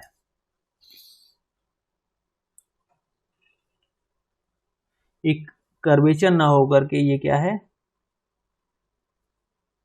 लीनियर है, ये सीधा का सीधा है, ठीक है। ये सीधा लेके चलेंगे अपन, okay. So this is assumption, पहला एजम्पशन समझ में आ गया है। और दूसरी चीज ये है कि जब आप लोड अप्लाई करते हो तो इसके क्रॉस सेक्शनल में कुछ इस तरह से ट्रापेजॉइडल शेप देखने को मिलता है। तो ये ट्रापेजॉइडल ना होकर के ये क्या रहेगा, ये रेक्टेंगुलर ही रहेगा। ये क्या है, क्रॉस सेक्शनल एरिया की बात कर रहे हैं हम। ये कैसा रहेगा, रेक्टेंगुलर। अगर शेप है तो रेक्टेंगुलर ही रहेगा। हम इसको देखो टेंशन और कंप्रेशन की वजह से इसमें जो क्रॉस सेक्शनल चेंजेस आते हैं उनको हम कंसीडर नहीं करेंगे। चलिए अगला हम लोग बात करते हैं। अगला एजम्पशन है आपका, effect of shear and axial deformation is neglected. जैसे आपने कोई बीम कंसीडर किया है, अब आप यहां पर क्या कर रहे हो, कोई एक फोर्स अप्लाई कर रहे हो, इसके ऊपर कोई लोड अप्लाई कर रहे हो। तो इसकी वजह से, लोड की वजह से क्या होगा, इसके अंदर कुछ शियर फोर्स जनरेट होगा। शियर फोर्स जनरेट होने की बाद क्या होगा, इसके अंदर कुछ ना कुछ क्रॉस सेक्शनल चेंजेस आएंगे, ठीक है। उसकी वजह से हम लोग क्रॉस सेक्शनल चेंजेस आएंगे तो वो क्या करेगा, हमारे लिए प्रॉब्लम क्रिएट करेगा, हमारी एनालिसिस को बहुत ज़्यादा टफ बनाएगा। इसलिए हम लोग इसको क्या कर देते हैं, नेग्लेक्ट कर देते हैं। इस लोड की वजह से जो मूवमेंट क्रिएट हुआ है, इस लोड की वजह से जो यहाँ पर मूवमेंट क्रिएट हुआ है, इस मूवमेंट को कंसीडर करेंगे हम। We will not consider the shear force, ठीक है। और शियर फोर्स के साथ साथ देखो, अगर हम इस लोड को क्या करते हैं, अपनी जो एक्सिस है, ये जो एक्सिस है ये सिमेट्रिकल एक्सिस पे यहाँ पर लोडिंग अप्लाइड है। तो ये जो लोड है ये कुछ इस पॉइंट से ना, इस पॉइंट पर ना लग के किसी और पॉइंट पे लग रहा है। तो ये क्या करेगा, इसके अंदर ट्विस्टिंग क्रिएट हो जाएगी। इस अनसिमेट्रिकल लोडिंग की वजह से यहाँ पर ट्विस्टिंग क्रिएट हो जाएगी, ठीक है। इसकी वजह से ट्विस्टिंग क्रिएट हो जाएगी। इस ट्विस्टिंग की वजह से ये जो स्ट्रक्चर है, इस स्ट्रक्चर में मूवमेंट भी क्रिएट होगा, ट्विस्टिंग भी क्रिएट होगी, जो कि हमारे लिए एनालिसिस को बहुत ज़्यादा डिफिकल्ट बनाता है, ठीक है। तो इसलिए हम लोग इसको ट्विस्टिंग को भी क्या करते हैं, नेग्लेक्ट करते हैं, और शियर फोर्स को भी नेग्लेक्ट करते हैं, ठीक है। बात समझ में आ रही है? चलिए अगला एजम्पशन है हमारा, अगला एजम्पशन हमारा क्या है, section must be symmetrical about vertical axis. अच्छा, ये जो शेयर और एक्सियल डिफॉर्मेशन है इसको हम लोग और समझेंगे। Section must be symmetrical about the vertical axis, इसको समझते हैं। ठीक है, और भी कुछ चीजें हैं जो हम लोग इसको समझने के लिए देखेंगे। So there is an beam that have neutral axis, neutral axis है इसके पास।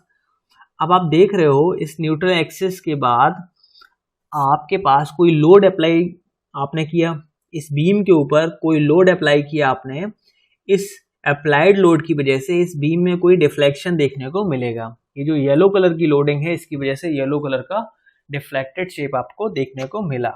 ठीक है, अब आप येलो कलर के डिफ्लेक्टेड शेप से एक बनता हुआ सर्किल देख रहे होंगे। ये सर्किल ये शेप के कर्वेचर को इंडिकेट कर रहा है। ये शेप का कर्वेचर क्या है, ये जो डिफ्लेक्टेड शेप आपको येलो कलर की मिली है ये कर्वेचर शेप इसका क्या है। ठीक है, तो आपको देखने को मिलेगा इसका रेडियस जो है, रेडियस बहुत ज़्यादा है। ठीक है, रेडियस बहुत ज़्यादा है। अब अगर हम इसके ऊपर लोड और अप्लाई करेंगे तो अप्लाइड लोड जैसे ग्रीन है, ग्रीन अप्लाइड लोड है, तो ग्रीन अप्लाइड लोड के बाद आपको ग्रीन कलर का डिफ्लेक्टेड शेप देखने को मिलेगा। ठीक है, तो डिफ्लेक्टेड शेप एक और ये जो नया डिफ्लेक्टेड शेप है ये क्या कर रहा है, एक नया सर्किल बनाएगा। ये नए सर्किल में आप देखोगे कि ये सर्किल कैसा है, छोटा है। इस सर्किल में रेडियस कम हो गई है। ओके, अब इसके बाद आप एक और लोड, थोड़ा लोड और इंक्रीज करोगे। लोड इंक्रीज करने के बाद ये जो शेप है कुछ और बेंड हो जाएगी। ये शेप और बेंड होने के बाद आप देखोगे कि इसके अंदर एक और सर्किल बनेगा जिसकी रेडियस कंपैरेटिवली ग्रीन के और कम हो गई है। ठीक है, फिर इसके बाद आपने रेड कलर का लोड अप्लाई किया, इसकी वजह से रेड कलर का डिफ्लेक्टेड शेप आपको देखने को मिला। रेड कलर का डिफ्लेक्टेड शेप आपको देखने को मिला, जिसकी वजह से आपको यहाँ पर एक और सर्किल देखने को मिल रहा है जिसकी रेडियस ऑलमोस्ट पहले से कम हो चुकी है।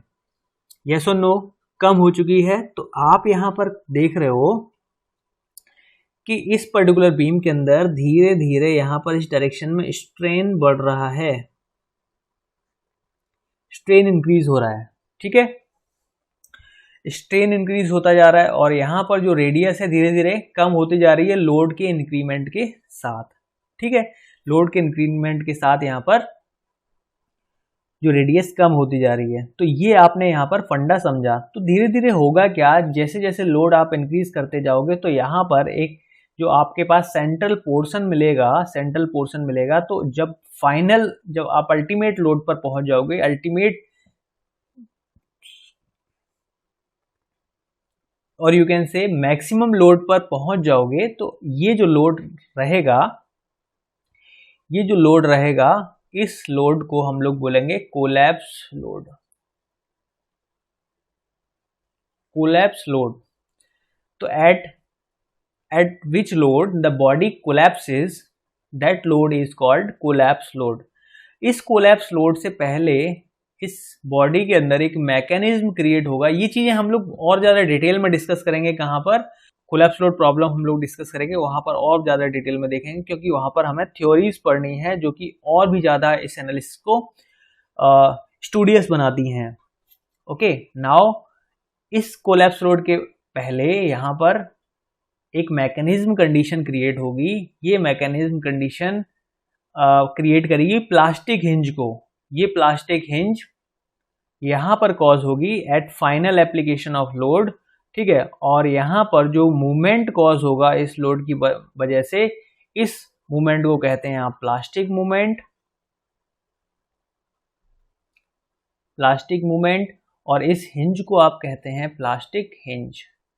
अभी ये जो आपको मैंने कंसेप्ट बताया ये ओवरव्यू है, मैंने डिटेल में डिस्कस नहीं किया है, अभी मैं डिटेल में डिस्कस करूंगा, लेकिन आप वीडियो के एंड तक बने रहिए क्योंकि ये कंसेप्ट बहुत ही इंटरेस्टिंग है और बहुत ही ज़्यादा विजुअलाइजेशन के साथ इसको आपके साथ एक्सप्लेन करूंगा। ओके, चलिए, section must be symmetrical about the vertical axis. ठीक है, इतना आपने समझ लिया। अगला एजम्पशन हम लोग डिस्कस कर रहे हैं, अगला एजम्पशन हम लोग डिस्कस कर रहे हैं, that is section must be symmetrical about the vertical axis. कुछ सेक्शंस हैं, ये सेक्शंस हमारी एक्सिस, वर्टिकल एक्सिस के अबाउट सिमेट्रिकल होने चाहिए। सिमेट्री नहीं होगी तो इसकी वजह से हमें ट्विस्टिंग देखने को मिलेगी, अगर हम लोड यहाँ पर अप्लाई कर दें तो ये क्या करेगा, ट्विस्टिंग क्रिएट कर देगा, इसलिए ये सिमेट्री बहुत ज़्यादा जरूरी है वर्टिकल एक्सिस में। ओके, सो सिमेट्री आपको यहाँ पर देखने को मिलेगी रेक्टेंगुलर, सर्कुलर, ट्रायंगुलर और टी और आई सेक्शन में। लेकिन यहाँ पर कुछ ऐसे सेक्शंस भी होते हैं जिनमें आपको सिमेट्री देखने को नहीं मिलती है, तो उनके लिए हम लोग अलग तरीके से एनालिसिस करेंगे। सो स्पेशल सेक्शंस रहेंगे जो कि ये कुछ इस तरह से हैं, सी सेक्शन और एल सेक्शन। यहाँ पर जो इनकी सिमेट्री नहीं होती है तो यहाँ पर हम लोग शियर सेंटर का कॉन्सेप्ट यूज करते हैं, जो कि you can say there is no twisting into the structure और द सेक्शन। किसी सेक्शन में अगर प्योर बेंडिंग की कंडीशन अवेलेबल है और वहां पर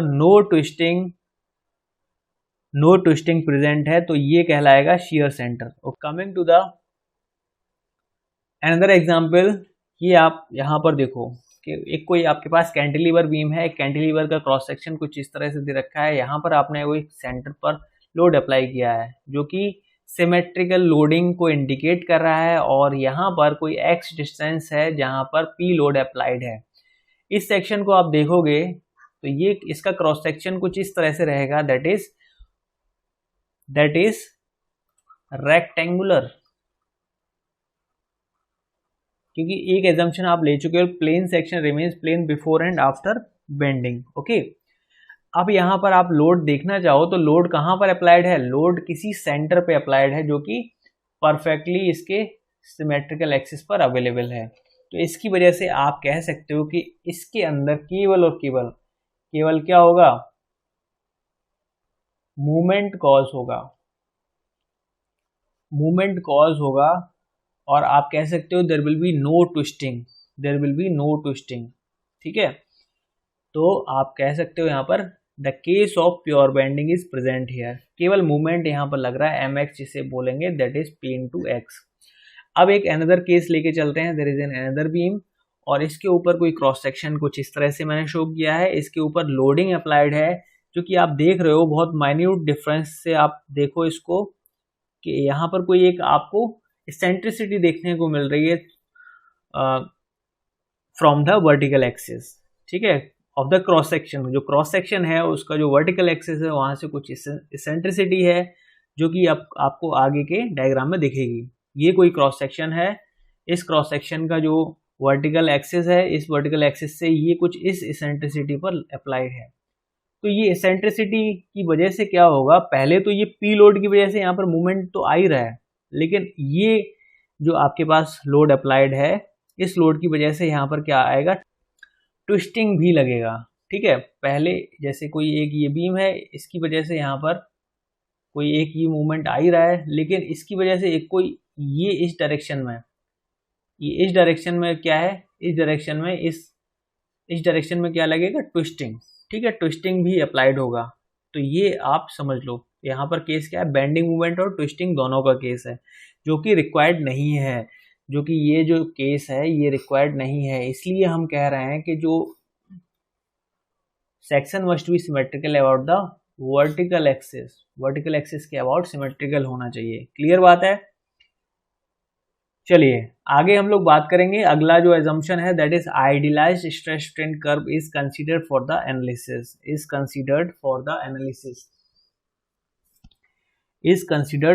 एनालिसिस।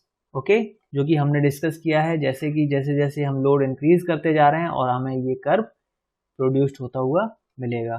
ठीक है, so coming to the analysis part, कैसे प्लास्टिक हिंज फॉर्म होता है, फ्लेक्सर बिहेवियर क्या है स्टील का, कैसे कैसे लोड अप्लाइड होता है, स्ट्रेस स्ट्रेन डिस्ट्रीब्यूशन कैसे बनता है, फाइबर्स कैसे यील्ड करते हैं, ये कर्व कैसे जनरेट होता है, ये सारी चीजें हम लोग अब डिस्कस करने वाले हैं। That is so interesting part of this topic. Okay, so let's begin. So पहले क्या है, यहाँ पर ये कर्व जो है मैं एक फिलिंग की तरह से शो करूंगा। ये एक तरह से कह सकते हो ये क्या है, एम्प्टी कर्व है, इसके अंदर मैं फिलिंग कर रहा हूँ। जैसे जैसे लोड इंक्रीज करूंगा वैसे वैसे इसके अंदर फिलिंग हो जाएगी। ठीक है, मैं इस तरह से इसको और ज़्यादा क्लियर और विजुलाइज तरीके से समझाने की कोशिश करूंगा, तो आप इसको समझिएगा। अभी सबसे पहले क्या है, there is no loading condition. यहाँ पर जो लोडिंग है दैट इज जीरो, यहाँ पर जो लोडिंग है दैट इज जीरो। ओके, सो यहाँ पर कोई बीम का लेंथ होगा L, हमें लेंथ से कोई मतलब नहीं है, बस केवल और केवल फोकस करना है लोड से। वैसे तो हमने क्या माना है कि हम जो सारी एनालिसिस करेंगे वो मूवमेंट की हेल्प से करेंगे, मूवमेंट की हेल्प से करेंगे, लेकिन मैं यहाँ पर just for better connect to the structure मैं यहाँ पर लोड कंसीडर करूंगा, लेकिन लोड की वजह से जो मूवमेंट आएगा इस बीम के अंदर, उसकी वजह से ये सारा फिनोमिना यहाँ पर हो रहा है। ठीक है, directly from the, not directly from the load. यहाँ पर डायरेक्टली जो मूवमेंट और रोटेशन का कॉन्सेप्ट है वो यहाँ पर वर्क करेगा। मूवमेंट यहाँ पर अप्लाइड है, और मूवमेंट कैसे अप्लाई होगा, क्योंकि आप लोड अप्लाई करोगे। तो मैं बेटर कनेक्ट के लिए यहाँ पर लोड कंसीडर करूंगा, लेकिन आप मान के चलना कि यहाँ पर मूवमेंट आएगा इस लोड की वजह से, उसकी वजह से सारे चेंजेस यहाँ पर हो रहे हैं। तो फिलहाल हमने लेके चला है कि लोड जो है that is zero, that is zero. अब यहाँ पर जो क्रॉस सेक्शन है, क्रॉस सेक्शन एरिया कुछ इस तरह से गिवन है इस बीम का, इसका ये बीम है, इस बीम का ये क्रॉस सेक्शन एरिया है। ठीक है, समझ में आ रही है बात। अब हम क्या देखेंगे, स्ट्रेस और स्ट्रेन डिस्ट्रीब्यूशन ड्रॉ करेंगे। ये कोई इसका न्यूट्रल एक्सिस है, ठीक है, और ये आइडियलाइज इलास्टोप्लास्टिक कर्व हम लोग ड्रॉ करने जा रहे हैं। चलिए आगे देखते हैं हम। जैसे हमने लोड को इंक्रीज किया 20 किलोन्यूटन, 20 किलोन्यूटन लोड हमने इंक्रीज किया, तो इसके अंदर मूवमेंट जनरेट हुआ। मूवमेंट जनरेट होने के बाद आपने देखा कि इस 20 किलोन्यूटन लोड की वजह से यहाँ पर स्ट्रेसेस कुछ आ गए हैं। ये कुछ स्ट्रेसेस यहाँ पर प्रोड्यूस हो गए हैं, कुछ यहाँ पर स्ट्रेन प्रोड्यूस हो गया है, that is sigma, that is epsilon. Okay, तो सिग्मा और एप्सिलॉन की अगर हम बात करें तो आगे देखो आप, सबसे इंपॉर्टेंट चीज है कि यहाँ पर स्ट्रेस और स्ट्रेन डिस्ट्रीब्यूशन क्या बनेगा, इसके लिए वो आप इस कर्व की हेल्प से भी देख सकते हो। थोड़ा सा यहाँ पर स्ट्रेस आया है, that stress is lesser than the sigma Y, तो आप यहाँ पर कह सकते हो sigma is lesser than the sigma Y. तो ये हो गया आपका स्ट्रेस वाला पार्ट, और आप कह सकते हो ये है आपका स्ट्रेन, और ये रहेगा आपका क्या, यील्ड स्ट्रेन पर, यील्ड लेवल पर जो स्ट्रेन रहेगा वो रहेगा एप्सिलॉन वाई। तो आप कह सकते हो कि ये जो एप्सिलॉन है that epsilon is lesser than the epsilon Y, कह सकते हो epsilon is lesser than the epsilon Y. ये हो गया किसके लिए, स्ट्रेन के केस के लिए, स्ट्रेन के केस के लिए। ठीक है, तो वही हमने रिप्रेजेंट किया यहाँ पर, स्ट्रेस डिस्ट्रीब्यूशन बनेगा कुछ इस तरह से।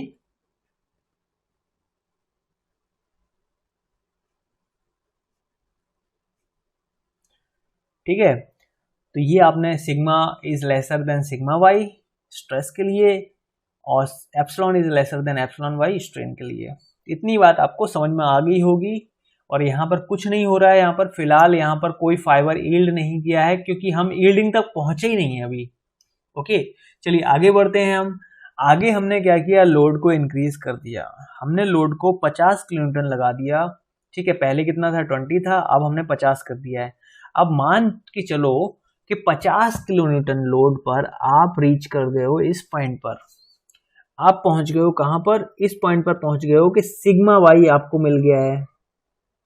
ये क्या है आपका, यील्ड स्ट्रेस है।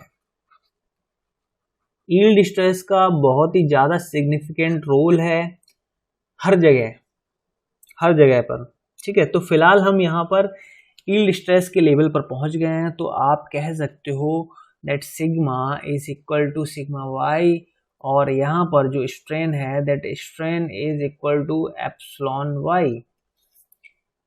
ठीक है, ये आपका स्ट्रेस के लिए हो गया और आप कह सकते हो ये हो गया आपका स्ट्रेन के लिए। सिंपली आप अभी कुछ नहीं कर रहे हो, केवल और केवल समझ रहे हो कि आप लोड बढ़ा रहे हो तो उसकी वजह से स्ट्रेस और स्ट्रेन इंक्रीज हो रहा है और किस वैल्यू तक पहुंच रहा है, बस ये आप समझते जा रहे हो। ठीक है, अभी शुरू होने वाला है क्या बेहतरीन सा कॉन्सेप्ट जो आपको बहुत ही ज़्यादा इंटरेस्टिंग लगने वाला है। Sigma equals to sigma Y and epsilon equals to epsilon Y. ठीक है, बहुत ही ज़्यादा प्रॉब्लम आती है इस कॉन्सेप्ट को समझने में। मैं आपको विजुलाइज करके बहुत एकदम क्रिस्टल क्लियर कर दूंगा, सामने आपको दिखेगा। ठीक है, जो अंदर का प्रोसेस है, स्टील के अंदर क्या चल रहा है वो आपको सामने दिखने वाला है अभी। ठीक है, तो स्ट्रेस और स्ट्रेन आप देख रहे हो। ठीक है, अब हम क्या करने वाले हैं, इस 50 किलोन्यूटन को और ज़्यादा इंक्रीज करोगे आप। ठीक है, इंक्रीज करोगे तो देखो यहाँ पर क्या हो रहा है। तो इंक्रीज करने के बाद ये जो कॉन्सेप्ट चल रहा है, आप ये देखो यहाँ पर क्या है, ये इसके अंदर ये जो क्रॉस सेक्शन के अंदर मैंने लाइंस शो करे हैं, ये जो लाइंस आप देख रहे हो there is in some specific meaning. एवे नहीं बना दिए मैंने इसको, ये कुछ मीनिंग को इंडिकेट कर रहे हैं। जैसे आप मान के चलो there is an rim of A4 size pages. आपने देखा होगा 500 पेजेस का एक A4 साइज का रिम आता है जो कि ये कुछ इस तरह से है, A4 साइज पेपर। ठीक है, अब आप क्या करो, इसके ऊपर लोड अप्लाई करके देखो जरा। अगर लोड अप्लाई करोगे तो ये कुछ इस तरह का रिम रहेगा कि नहीं। आप इसके क्रॉस सेक्शन को देखोगे। ठीक है, आप इसी को इस तरह से यहां पर पुट करो और आप इसके ऊपर लोड अप्लाइड करो, लोड अप्लाइड करो। और लोड अप्लाइड करने के बाद आप देखो यहाँ पर कि हो क्या रहा है, ये इसका कैसा शेप बन रहा है। तो आप देखोगे कि ये कुछ इस तरह से इंक्लाइंड हो जाएगा क्या, जब ये बेंड होगा, जब ये ऐसा बेंड हो जाएगा तो ये बेंड होने के बाद कुछ इस तरह का बन जाएगा क्या, जो कि मैंने आपको ऑलरेडी एक डायग्राम के थ्रू बताया हुआ है, लेकिन मैं और ज़्यादा बहुत बेहतरीन तरीके से समझाना चाहता हूँ आपको, तो इसलिए ये एग्जाम्पल लिया है मैंने। तो आप देखोगे कि ये क्या हो गया, ये कुछ इस तरह से बनेगा क्या, इस तरह से बनेगा क्या, क्योंकि आपने लोड यहाँ पर लगाया हुआ है। तो ये फाइबर्स क्या करेंगे, ये इस तरह से चले जाएंगे, ये फाइबर्स कुछ इस तरह से चले जाएंगे। ये सुनो, ये फाइबर्स अंदर चले गए और ये फाइबर्स क्या बाहर हो गए, अपनी लाइन ऑफ एक्शन को छोड़ करके। लाइन ऑफ एक्शन क्या है, ये मैंने आपको रेड कलर से शो किया हुआ है, बहुत अच्छे समझना है यहाँ पर। ठीक है, line of action is what here, line of action is that. Okay, तो ये बात आपको थोड़ी थोड़ी समझ में आई है। मैं ये नहीं कह रहा हूं कि आपको 100% समझ में आ गया, मैं मान के चल रहा हूँ ये 40% समझ में आ गया है। और यही लाइंस जो मैंने यहाँ पर जो ड्रॉ करी हैं लाइंस A4, एक जो लाइन है ये आप मान के चल लो कि ये एक A4 पेपर है, एक A4 साइज पेपर है। ये मानना है, केवल आपको मैं कह रहा हूं कि आपको केवल 40% समझ में आया कि ये जो एक लाइन है इसका मतलब है कि एक A4 साइज पेपर। ऐसे ही आप कह सकते हो कि इसके अंदर क्या होंगे, 500 पेपर्स होंगे, यस और नो। 500 A4 साइज पेपर लिए हैं, उसका एक रिम है, तो आप कहोगे कि 500 पेपर्स होंगे, मतलब 500 लाइंस होंगी इसके अंदर। और 500 लाइंस का मतलब ये है कि यहाँ पर अगर कंपेयर करो एक स्टील क्रॉस सेक्शन से, तो आप कहोगे कि इसके अंदर 500 फाइबर्स प्रेजेंट होंगे, 500 फाइबर्स प्रेजेंट होंगे। तो ये 500 पेपर को मैं 500 फाइबर मान के चल रहा हूं और एनालिसिस कर रहा हूं। इसी तरह से यहां पर इस क्रॉस सेक्शन एरिया के अंदर कुछ फाइबर्स प्रेजेंट हैं, जो कि मैं यहां पर अकाउंटेबिलिटी नहीं रख रहा हूं, लेकिन कुछ फाइबर्स प्रेजेंट है, बस इसकी बात कर रहा हूं मैं। तो हमने क्या किया, यहाँ पर लोड को 500 किलोमीटर लगा करके छोड़ दिया, उसके बाद हम लोग और लोड को इंक्रीज करने वाले हैं। तो क्या होता है इन फाइबर्स में, ये हम लोग बात करने वाले हैं। चलिए आगे बढ़ते हैं हम। अब देखो यहाँ पर क्या हुआ, यहाँ पर 100 किलोमीटर लोड को हमने कर दिया है। पहले 20 लगाया, फिर 50 लगाया, फिर 100 लगा दिया। अब 100 लोड लगाने के बाद क्या हो रहा है कि ये जो यील्ड स्ट्रेस है, यील्ड स्ट्रेस क्या इंक्रीज हुआ कि नहीं सर, यहां पर यील्ड स्ट्रेस इंक्रीज नहीं हुआ, नॉट इंक्रीज्ड। इंक्रीज नहीं हुआ। लेकिन क्या स्ट्रेन इंक्रीज हुआ? इंक्रीज हुआ। यस, आप कहोगे यस सर इंक्रीज हुआ। अब आप बोलो मेरे को, आप मेरे को बोलोगे कि ये जो स्ट्रेस है सर ये इंक्रीज क्यों नहीं हुआ? क्योंकि आप क्या डायग्राम को ऑलरेडी रिस्ट्रिक्ट नहीं कर चुके हो कि यील्ड स्ट्रेस से ज्यादा वैल्यू नहीं होगी। मैक्सिमम वैल्यू ऑफ स्ट्रेस है क्या yield stress?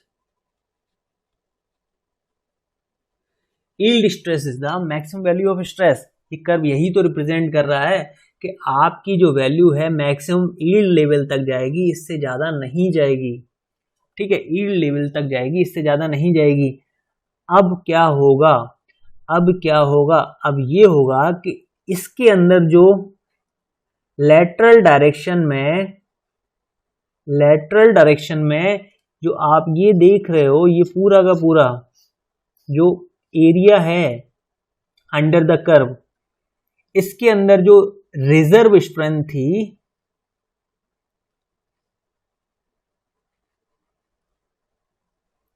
Reserve strength of steel under plastic region, उसको हम लोग यूटिलाइज कर रहे हैं क्या? ये जो स्टील का रिजर्व स्ट्रेंथ जो छुपा हुआ था, इसको हम लोग यूटिलाइज कर रहे हैं भाई। यही तो हमारा पर्पस था। हम क्या चाहते थे कि इसके अंदर जो रिजर्व स्ट्रेंथ है, जो कि हम लोग वर्किंग स्ट्रेस मेथड में यूज नहीं कर पा रहे थे, इसको यूज कर लें। ठीक बात है। तो होगा क्या, ये यील्ड स्ट्रेस इंक्रीज ना होकर के ये क्या करेगा, ये इस डायरेक्शन में मूव कर जाएगा into the diagram, stress distribution diagram.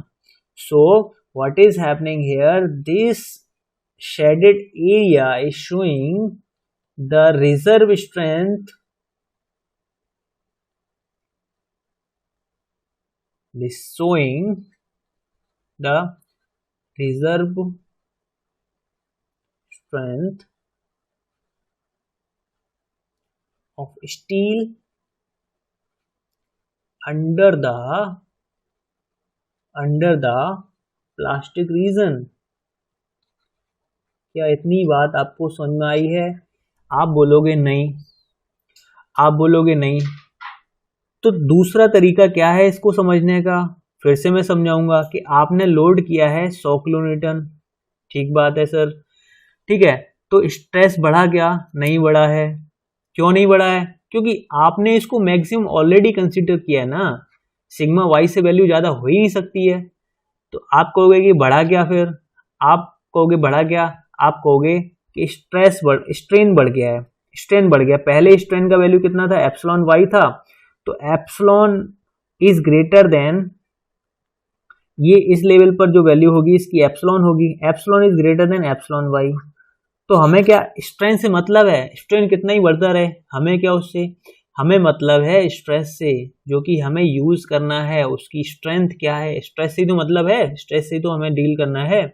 तो चलो अभी देखते हैं यहाँ पर देखते हैं कि ये जो आपने शेडेड पोर्शन रेड कलर से शो किया है, ये क्या है? ये इसकी रिजर्व स्ट्रेंथ है। मेरी बात समझ में आ रही है आपको? ये रिजर्व स्ट्रेंथ है of steel under the plastic region, तो इसी को हम लोग यूज कर रहे हैं। अब ये क्या हो रहा है कि अब ये जैसे जैसे इस पॉइंट तक था तब तक तो ठीक था। ये जो पॉइंट था, मैं दूसरे कलर से शो कर रहा हूँ, इस पॉइंट तक थे हम लोग, तब तक तो ठीक था। लेकिन जैसे जैसे हम इस पॉइंट से इस डायरेक्शन में आ रहे हैं, तो हमारे स्ट्रक्चर में कुछ गड़बड़ हो रही है। क्या गड़बड़ हो रही है? गड़बड़ ये हो रही है कि अब हम क्या कर रहे हैं? प्लास्टिक रीजन में एंटर कर रहे हैं। प्लास्टिक रीजन में एंटर करते करते आप देखोगे कि आपके जो कुछ फाइबर्स होंगे इस पॉइंट तक, इस लेवल तक जो कुछ फाइबर्स होंगे इस क्रॉस सेक्शन एरिया तक, वो फाइबर्स क्या कर जाएंगे? ईल्ड कर जाएंगे। ये यहाँ पर देख रहे हो कि इतने फाइबर्स क्या हो गए हैं? कुछ येलो कलर से हो गए हैं कुछ। ये येलो कलर क्या इंडिकेट कर रहा है? ये इस कलर को इंडिकेट कर रहे हैं। इसका मतलब ये है कि फाइबर्स हैज बीन yielded, ठीक है भाई, फाइबर्स हैज बीन yielded। मैं बहुत डिटेल में आपको बता रहा हूं, उतना ही डिटेल में आपको समझना है, ऐसा नहीं करना है कि बस धुआं धुआं हो गया, ठीक है कोई दिक्कत नहीं। मैं आपको जितनी डिटेल में बता रहा हूँ बस उतना डिटेल में समझो, आपको एकदम क्रिस्टल क्लियर हो जाएगा कॉन्सेप्ट, बहुत आसानी के साथ समझ ले जाओगे। मैंने बहुत अच्छा एग्जांपल दिया A4 साइज पेपर्स का, बस वो A4 साइज के पेपर्स क्या हैं, वो इस क्रॉस सेक्शनल एरिया के फाइबर्स हैं, और ये फाइबर्स क्या कर गए हैं, 100 किलोन्यूटन लोड पर यील्ड कर गए हैं, क्योंकि हम एंटर कर चुके हैं प्लास्टिक रीजन के अंदर, और हमारी जो स्ट्रेंथ है यील्ड स्ट्रेस जो है, यील्ड स्ट्रेस अपनी मैक्सिमम वैल्यू को रीच कर गई है। अब ये इस वैल्यू को इंक्रीज नहीं कर सकता है, मतलब इसका ये है कि हम आगे इस डायरेक्शन में मूव नहीं कर सकते हैं। अब हम कहाँ जाएंगे, इसकी रिजर्व स्ट्रेंथ के ओर जाएंगे, इस डायरेक्शन में जाएंगे, और इस डायरेक्शन तब तक चले जाएंगे जब तक कि यहाँ पर परफेक्टली जो इसके अंदर जो रिजर्व स्ट्रेंथ है till the fracture point achieve ना कर लें, फ्रैक्चर पॉइंट तक जो इसकी रिजर्व स्ट्रेंथ है वो अचीव ना कर लें, ठीक बात है।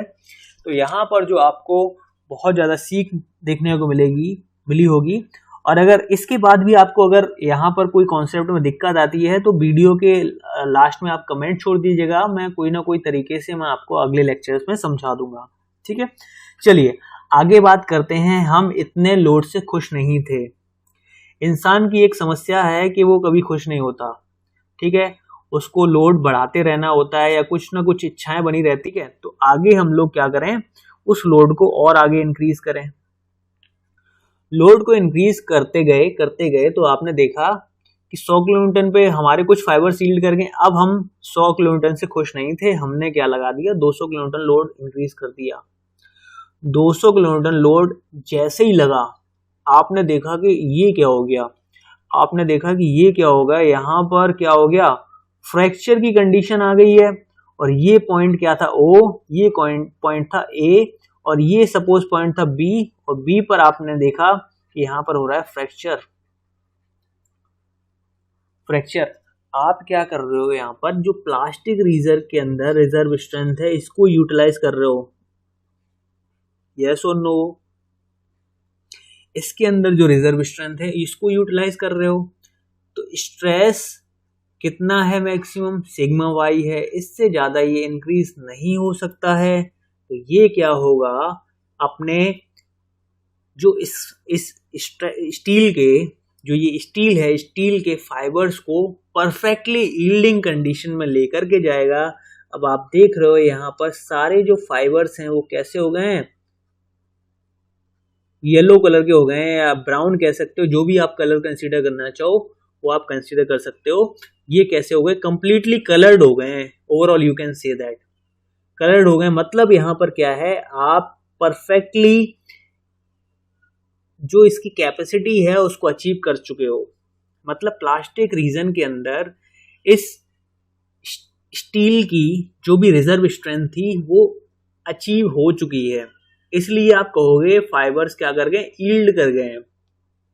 यील्ड कर गए हैं, यील्डिंग का मतलब एक तरह से आप कह सकते हो कि अपनी मैक्सिमम कैपेसिटी को रीच कर गए हैं, ठीक है। तो आप कहोगे कि यहाँ पर धीरे धीरे जो कर्व ड्रॉ हो रहा था, ये मतलब इस डायरेक्शन में जो इसका स्ट्रेस का मूवमेंट हो रहा था, तो ये क्या हो गया, परफेक्टली एक पॉइंट पर सारे फाइबर्स यील्ड हो गए, और यील्डिंग के बाद कुछ आपको ये शेप देखने को मिला, यस और नो, ये शेप आपको देखने को मिला। तो आप यहाँ पर क्या देख रहे हो, ये जो देख रहे हो बीम की क्या हालत हो गई है, ये इसके अंदर क्या हो गया है, इसके अंदर स्ट्रेन इतना आ गया है that is much higher than epsilon Y. यहाँ पर जो एप्सिलॉन होगा that is much higher than epsilon Y, yes और नो। ये क्या है, स्ट्रेन के केस में है। तो ये डायग्राम आपको इस तरह से देखने को मिलेगा। अब यहाँ पर देखो कि stress is equal to sigma Y, क्या इससे वैल्यू बढ़ेगी, नहीं बढ़ेगी। तो ये कहाँ जाएगा, इस डायरेक्शन में जाएगा, और इस डायरेक्शन में जितना फाइबर यील्ड होना था ये यील्डिंग हो गई, और ये अपनी रिजर्व स्ट्रेंथ को गेन कर चुका। मैक्सिमम रिजर्व strength gained और यू कैन से अचीव्ड, यस और नो। अचीव तो यहाँ पर क्या होगा, जब जैसे ही यहाँ पर ये अपने सारे फाइबर्स को ईल्ड कर देगा, क्रॉस सेक्शन के सारे फाइबर्स को ये ईल्ड कर देगा, आप कहोगे ईल्ड कर देगा, तो आप कहोगे यहाँ पर जो ये जो पॉइंट होगा, इस पॉइंट पर एक हिंज कॉज हो जाएगी, that hinge is known as plastic hinge, that hinge is known as plastic hinge. अब जैसे ये सारे फाइबर्स को ईल्ड कर जाएगा तो यहां पर एक हिंज कॉज होगी, that is known as plastic hinge. और इस प्लास्टिक हिंज से आप देखोगे कि ये जो क्रॉस सेक्शनल एरिया है, ये जो क्रॉस सेक्शनल एरिया है, ये क्रॉस सेक्शनल एरिया है टोटल, पहले तो देखोगे ये क्रॉस सेक्शनल एरिया है दो इक्वल एरियाज में डिवाइड हो जाएगा after generation of the plastic hinge. तो इस क्रॉस सेक्शनल एरिया का डिवीजन जो होगा इक्वल एरियाज में होगा, और इस एरिया को जो एक्सिस डिवाइड करेगी दो इक्वल एरियाज में, उस एक्सिस को हम बोलेंगे इक्वल एरिया एक्सिस। क्या बोलेंगे हम? Equal area axis. क्लियर बात है? इस एक्सिस को क्या बोल देंगे? Equal area axis. इतनी बात आई होप समझ में आ गई है आपको। ठीक है, यहां पर क्या जनरेट हो गया? प्लास्टिक हिंज जनरेट हो गया। अब प्लास्टिक हिंज जब जनरेट होगा तो इसी पॉइंट पर होगा क्या? इसी पॉइंट पर क्या होगा? यहां पर कोई एक मूवमेंट कॉज होगा। ठीक है, मूवमेंट कॉज होगा। ठीक है, जो मूवमेंट ऑफ रेजिस्टेंस के बराबर होगा, that is equal to plastic movement. Plastic movement, यहां पर इस पॉइंट पर एक मूवमेंट ऑफ रेजिस्टेंस होगा, इस मूवमेंट ऑफ रेजिस्टेंस को हम बोलेंगे प्लास्टिक मूवमेंट। तो ये है कॉन्सेप्ट आपका प्लास्टिक एनालिसिस का। तो इतनी बात आपको समझ में आई है कि ये देखो यहां पर क्या हो रहा है, प्लास्टिक हिंज जब कॉज हो जा रही है तो ये जो आपका क्रॉस सेक्शनल एरिया है, ये क्रॉस सेक्शनल एरिया आपके दो इक्वल एरियाज में डिवाइड हो जाएगा, और जो एक्सिस इसको दो इक्वल एरियाज में डिवाइड करेगी, इस एक्सिस को बोलोगे आप equal area axis.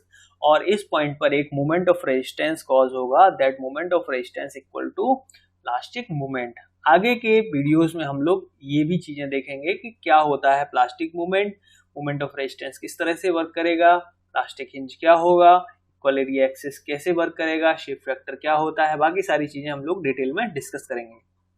Okay, so that is all for today guys. और आपको अगर इस लेक्चर सीरीज में, इस लेक्चर में कोई भी आपको प्रॉब्लम है, कोई भी डाउट कॉज होता है, अगर आपको कोई भी किसी तरह की प्रॉब्लम आती, किसी भी तरह की प्रॉब्लम आती है, तो आप फ्री हो डाउट इंक्वायर करने के लिए आप इसको कमेंट के थ्रू मुझसे पूछ सकते हो। और भी मैंने आपको टेलीग्राम का ऑलरेडी एक लिंक दिया हुआ है, उससे आप मुझ तक रीच कर सकते हो।